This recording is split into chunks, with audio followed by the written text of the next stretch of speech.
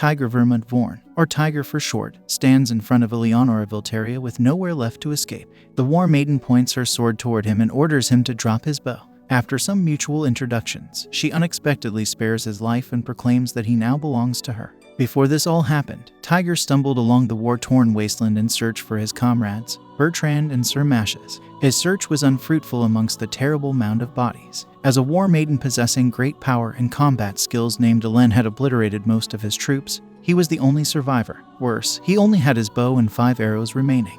The idea of using a horse instead of hobbling along comes to his mind.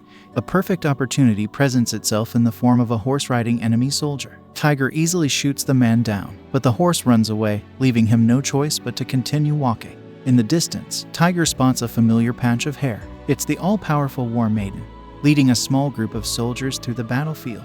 Surely taking her down would force the others to retreat as well. He moves to a nearby rock and snipes down 2 of her escort's horses with laser accuracy. Now sensing the danger, Elen unsheathes her magical sword as if accepting Tiger's challenge. With a smile on her face, she rushes toward Tiger and slices down his arrows in midair. With this, Tiger's plan proves to be a failure, bringing us back to the story's beginning. After his capture, it's revealed that the world has been at war. 2 kingdoms, the Kingdom of Brune and the Kingdom of Zhctad, have been battling on the Dinant Plains. Now, Tiger has been brought to a soldier camp, where Lord Zion the Nardier condescendingly welcomes him. Instead of fighting fire with fire, Tiger still shows some politeness. He gracefully accepts the insults made by Zion and his group. However, he loses his cool when the Lord tries to step on his bow. The arrogant man is sent aback. Deserved. The group continues mocking his bow, calling it a coward's weapon and a mere plaything. It's a disgrace to their military, they say. Damn, this guy is a ranged weapon hater and a massive Tiger hater. Before Zion can throw out more insults, someone finally steps in and convinces him to leave. A while later, Tiger thanks Sir Mashes for diffusing the troublesome situation in time. Before the old man can respond, their conversation is interrupted by the loud chatter of nearby soldiers. Apparently, their Duke Gainlon has been using the war as an excuse to raise taxes and steal people's daughters. Meanwhile, Lord Thenardier has been requiring the citizens to contribute liquor as a pledge to the gods. Those who don't comply are forced to kill their own families and have their homes burned down to serve as an example to others. The 3 drunkards heartlessly laugh at this interesting matter, which gets Tiger all riled up. Sir Mashes immediately reminds him to take it easy. As the old man begins to explain the truth, he abruptly chokes on his words and places his finger in Tiger's mouth. Whoa, we didn't know it was going to be this kind of anime. The scene changes, and Tiger awakes to a blonde woman placing her sword in his mouth. Don't think too hard, it's literal. It had all simply been a flashback dream of what happened right before his defeat in battle. The militia asks if he's awake now since it's noon already. It's unusual for a prisoner to sleep so soundly. Tiger realizes that he's now in Zhctad, not in Brune. It's time to see Elen. At Tiger's home in Alsace, his maid Tita is in a panic after learning about her master's capture from Sir Mashes. Despite outnumbering the enemy army 25,000 to 5,000, the old man confesses that Tiger failed to escape in time due to a brilliant surprise attack. On top of that, the enemy leader has placed a significant ransom for Tiger's release, equivalent to 3 times the revenue of Alsace. If they can't deliver the amount within 50 days, he officially becomes their property. It's obvious, even if Tita gets everyone in the village to chip in, they wouldn't be able to collect enough money. Meanwhile, Tiger meets Elen and requests to lower the ransom amount. She immediately denies his request and repeats that he becomes her property if the conditions aren't met. Tiger keeps his cool and asks if that's all she has to say to him. The War Maiden reveals that there's something she wants him to do for her, so they move to the archery training range. There, Tiger demonstrates his archery with a crusty old bow with Elen and the soldiers, led by Rurik, as spectators. He widely misses 2 shots and has become a public laughingstock. In reality though, Tiger's underperformance is due to the shabby bow they intentionally provided. He notices Elen watching him closely, so he finally readies himself for another try since he's gotten the feel of the bow. But just then, a suspicious man runs up the castle walls and aims a crossbow at Elen. Tiger immediately warns her of the surprise attack. There's nothing to worry about, though, as Elen conjures Arifel, a wind barrier that blocks the arrow. The assassin sprints away to escape. The militia orders the soldiers to capture the criminal. They might be too slow, so Tiger declares that he'll shoot a non-lethal arrow at the man's foot. The arrow flies off and miraculously pierces straight through its mark. The assassin goes down. Rurik and the soldiers can hardly believe what he just accomplished with the shabby bow, especially considering the vast distance between Tiger and his target. Hélène compliments this overwhelming display of skill. Back in Hélène's office, the maiden wholeheartedly apologizes to Tiger for her soldiers' actions. She explains that she didn't expect them to lend him a bad bow. She promises to behead the three as punishment for humiliating him, but Tiger sincerely bows and begs to pardon their act. She reluctantly agrees but won't tolerate it a second time. With that resolved, Tiger asks why she had him perform in front of the soldiers. Apparently, word has been going around that Hélène has fallen in love with him. She admits this gossip isn't entirely wrong. She has indeed fallen in love, not with him, but rather with his skill with the bow. This rumor has gotten some of the soldiers in a frenzy, so Hélène had him show off his stellar technique to calm things down. The plan has proven to be more effective than she had anticipated. On top of that, Hélène reveals that she didn't capture Tiger to get a ransom. It was simply because she found him entertaining. She recalls the battle at Dinant, which she describes as a total waste. Despite her army being vastly outnumbered and knowing it would be a brutal battle, she charged in anyway. Thanks to her various strategies, they broke through the Brune army and even took out their esteemed Prince Rignaz. It appears that Tiger is only discovering this now. Hélène asks if he holds the prince's death against her, but the archer replies that everything is fair game on the battlefield. He also took the lives of many ZHC-10 soldiers. It is what it is. The Brune forces collapsed after the fall of their prince, immediately fleeing the battlefield in fear. This was disappointing for Hélène, who was itching for a fight. However, it was during this time that she stumbled upon Tiger, the last soldier willing to fight. She now takes him by the hands and explains that it would have been a waste to dispose of such a resilient individual. Her admiration for his tenacity was the reason she brought him here to Leitmeritz. Her demeanor grows friendlier by the minute, until the militia, or Lim, reminds her of her position.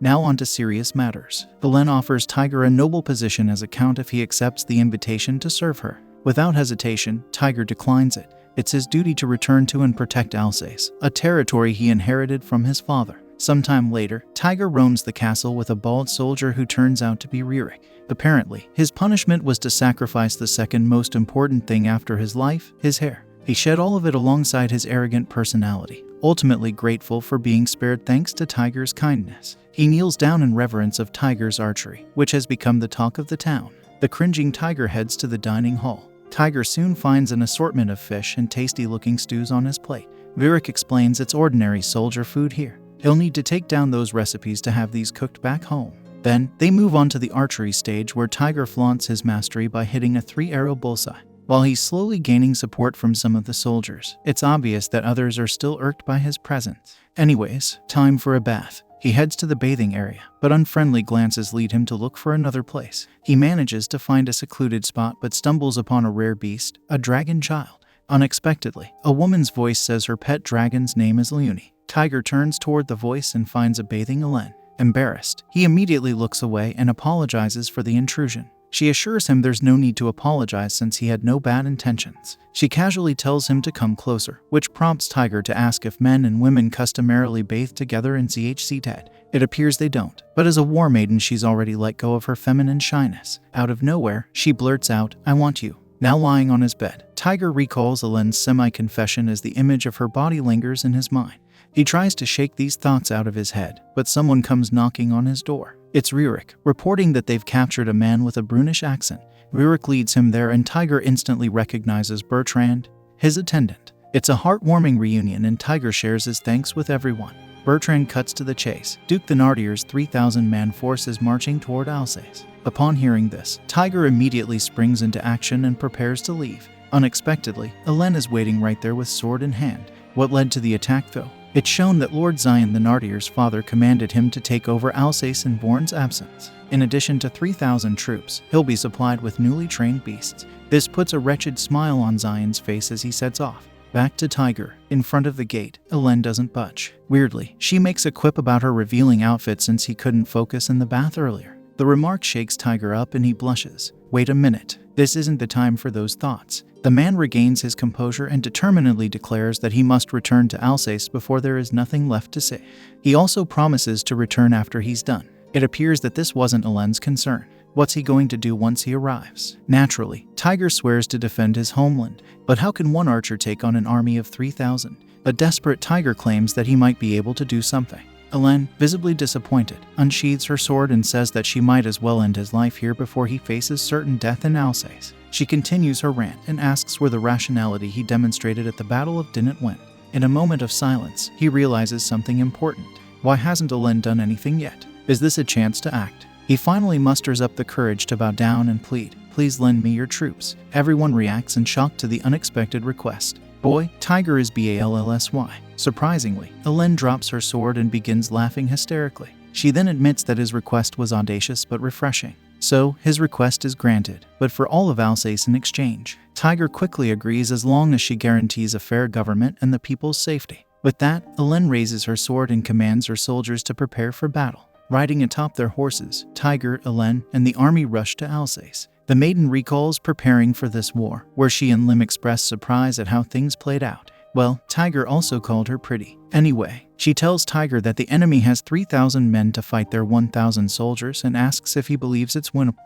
They have a home court terrain advantage with him around. All that's left is to win the battle. On the other side, Zion proudly rides into Alsace riding atop the dragon from earlier. His army behind him is at his beck and call. Behind the scenes, Felix the Nardier explains that attacking Alsace is a strategic political move to further his plans of rising to the top of the kingdom.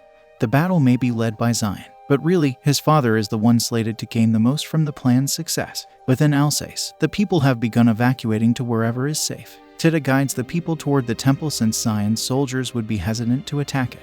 Doing so would mean declaring war on an entire religion. Sir Mashas had taken charge of leading the town's plan of defense. With Tita now having fulfilled her role, she patiently awaits Tiger's return at the Vorn Manor. She goes around the house and comes across the family's heirloom bow. Memories of her past interactions with Tiger come flooding in. She recalls Tiger mentioning his father who had died 2 years ago. He sincerely thanks her and Bertrand for supporting him despite his inadequacy as feudal lord. Tiger's appreciation struck a chord in the love-struck maid, who wished that Tiger wouldn't leave for the war. To soothe her anxious heart, Tiger promises he will return and wipes her tears away. With Tiger nowhere in sight, she hugs the bow tightly as she cries and hopes for his safety. But just then, Zion's army break the town's perimeter fences. The soldiers then immediately begin robbing the village of goods, food, and liquor. They celebrate their victory through loud cries and cheers. Zion wishes there would be more thrill in his mission, since nothing's fun about beating up a poor town. He can't even make use of his dragons since they're still not yet combat ready and are merely being used as a scare tactic.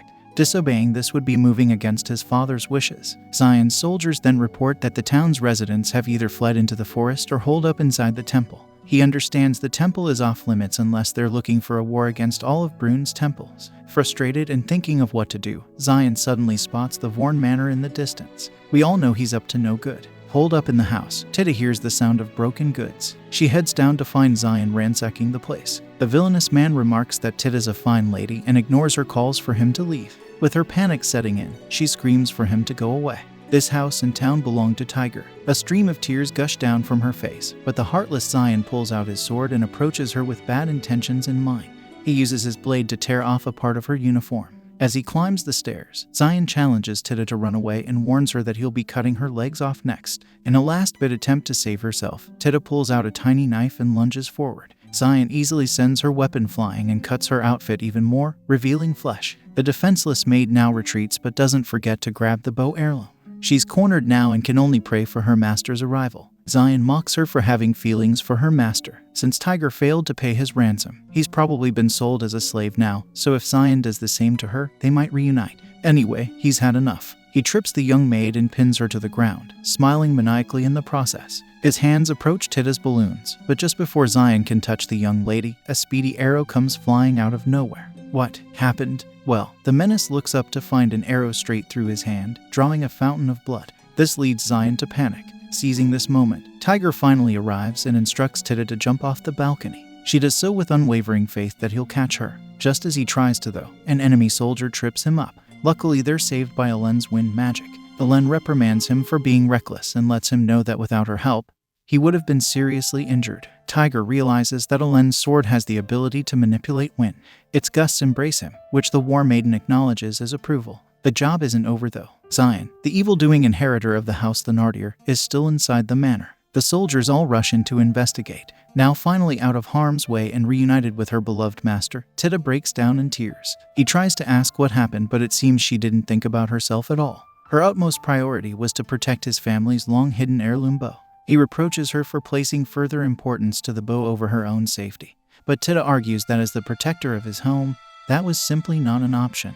Her breakdown intensifies, so Tiger wraps her in a warm embrace to quell her sorrows. We almost forget that Helen's still there until she remarks that she now knows his type and she's become a tad jealous. Well, yeah, they're really standing out due to Tida's over-the-top dramatics. The maid wonders who exactly Helen and the soldiers are. But before Tiger can answer the question, he senses a speedy arrow headed straight toward Tida. At the very last second, he intercepts the arrow with his bare hands and returns fire at the assassin hidden within the trees. It's a clean headshot and another display of Tiger's opus archery. Once again, the soldiers are in awe. However, catching the arrow led to cuts on his palm. Tida wastes no time in tearing off a piece of her already ripped clothing and bandages his hand with the cloth.